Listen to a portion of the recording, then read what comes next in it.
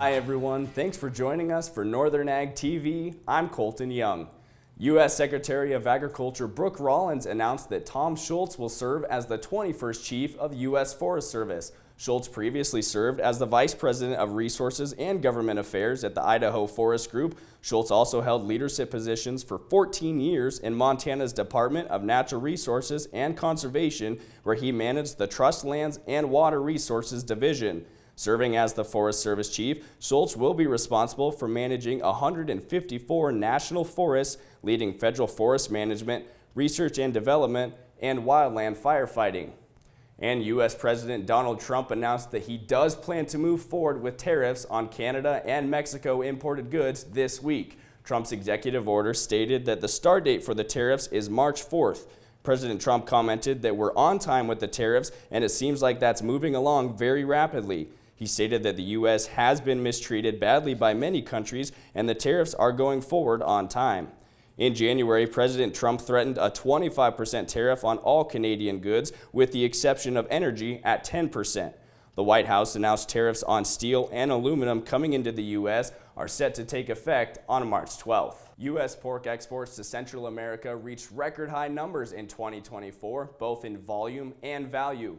U.S. Meat Export Federation said that consumer education programs made possible with the support from the USDA and National Pork Board helped position U.S. pork as a high-quality protein.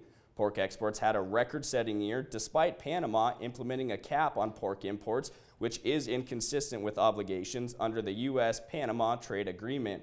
In 2024, pork exports to Central America increased 21%, reaching $523 million. Don't go anywhere. We'll be back with the market reports right after this. From the beginning, we've worked closely with farmers.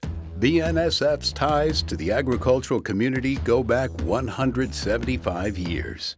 Together, we've innovated to make the U.S. agriculture supply chain one of the most efficient and productive in the world.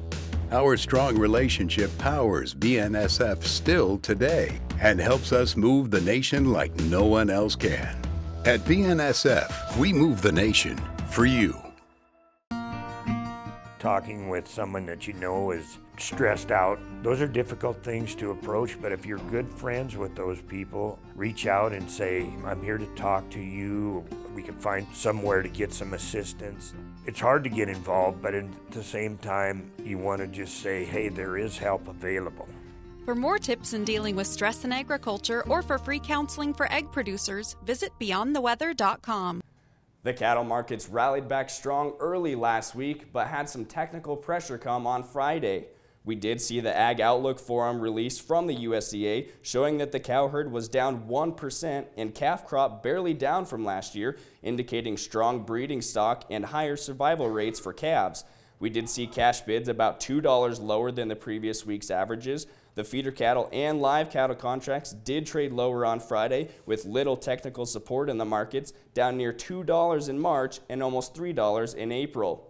And the sale barns continue to show strong demand in the cattle market. At Belfouche Livestock, young-bred cows sold from $3,300 to $3,650, with 4-year-olds topping out at $3,300 and 5 to 6-year-old bred cows averaging $29.25. J.C. Hyken & Sons sold 150 yearling bulls, averaging $81.70 a head, and 75 commercial open heifers at $2,600. And the grain markets continue to struggle after the Ag Outlook Forum was released. A record-setting corn harvest is predicted for the year, up almost 3 million acres. Corn futures closed down double digits, and the wheat futures followed right behind. U.S. wheat is projected to be 2% lower than last year. With an increase in ending stocks, winter wheat traded 10 cents lower, and spring wheat was down a couple cents. Well, that's going to do it for our Northern Ag TV. Thanks for joining us. I'm Colton Young.